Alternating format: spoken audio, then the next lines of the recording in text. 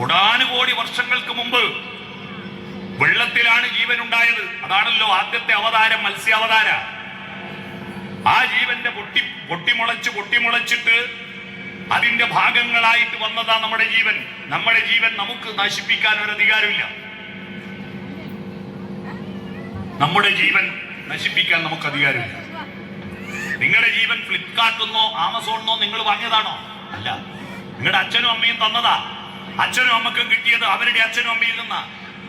അതുകൊണ്ട് ആത്മഹത്യ ചെയ്യുന്ന ഏകബുദ്ധി മനുഷ്യനാ. ഒരു മൃഗങ്ങളും ആത്മഹത്യ ചെയ്യാറില്ല. ആ ജീവന്റെ വികാസ പ്രക്രിയയാണ് ഭക്തി. അറിയണം, ഭക്തി എന്ന് പറഞ്ഞാൽ ദൈവത്തിന് കുറെ പരീക്ഷ കൊടുത്തിട്ട് അത് വേണം ഇത് വേണമെന്ന് അഭ്യർത്ഥിക്കലല്ല, നിരന്തരം മാനസിക വികാസം. അതുകൊണ്ട് ആദ്യത്തെ പ്രാർത്ഥന എന്താണെന്നറിയുമോ? ഭൂമിയിലെ ആദ്യത്തെ പ്രാർത്ഥന അതൊരു ഹിന്ദുമതത്തിന്റെ പ്രാർത്ഥനയുമല്ല. കാരണം അന്ന് ഹിന്ദുമതവും ഇല്ല, ഇസ്ലാം മതവും ഇല്ല, ക്രിസ്തു മതവും ഇല്ല. ആ പ്രാർത്ഥനയെ കുറിച്ച് 2 പാട്ടുകൾ മലയാള സിനിമയിലുണ്ട്. ആ പാട്ട് ഞാൻ പാടാം. പ്രാർത്ഥന ഓർമ്മ വരുന്നുണ്ടോ നോക്കാം. വയനാട് എഴുതിയ പാട്ടാ.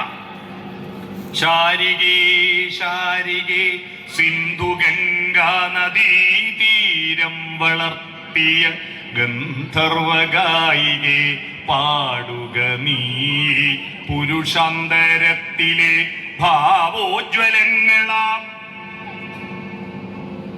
ചില ആള് ചുണ്ടുകൊണ്ട് അനക്കുന്നുണ്ടോ? ഒച്ചത് പാടിക്കൂടെ? ഈ നാട്ടിൽ വൻഷിമേഴ്സ് ബാധിച്ചവരില്ലെന്ന് തെളിയിക്കൂ. ഭാവോജ്വലങ്ങളാം. അതൊന്ന് പാടിക്കൂടെ?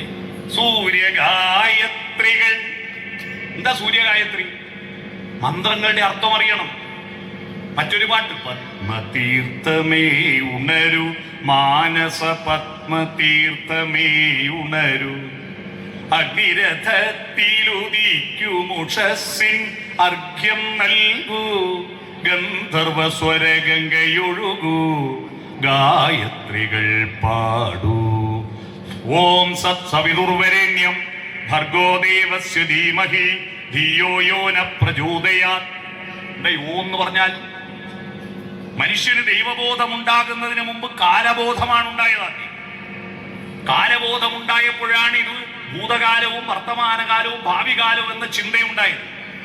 ആ ചിന്തയുണ്ടായപ്പോഴാണ് ഇത് ഉണ്ടായതാണ് കഴിഞ്ഞ കാലത്ത് എന്ന് ചിന്തയുണ്ടായത്.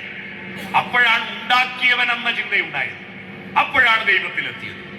പക്ഷിമൃഗാദികൾക്ക് കാലബോധമില്ല. അവർക്കറിയാമോ ഇന്ന് 2026 ഫെബ്രുവരി 4 മനുഷ്യന് മാത്രമേ.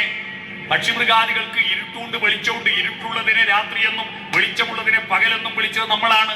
ആ ഇരുട്ടും വെളിച്ചവും ചേർന്ന അഹർനിശം ചേർന്നാൽ ഒരു ദിവസമെന്നും, ആ ദിവസങ്ങൾ 7 ചേർന്നാൽ ഒരു വാരമെന്നും, 2 വാരം ചേരുമ്പോൾ ഒരു പക്ഷമെന്നും, 2 പക്ഷം ചേരുമ്പോൾ ഒരു മാസമെന്നും, 6 മാസം ചേരുമ്പോൾ ഒരു അയനമെന്നും, 2 അയനം ചേരുമ്പോൾ ഒരു വർഷമെന്നും, 14 വർഷം ചേരുമ്പോൾ ഒരു വ്യാഴവട്ടമെന്നും, 100 വർഷം ചേരുമ്പോൾ ഒരു നൂറ്റാണ്ടെന്നും കണക്കുണ്ടാക്കിയത് മനുഷ്യനാണ്.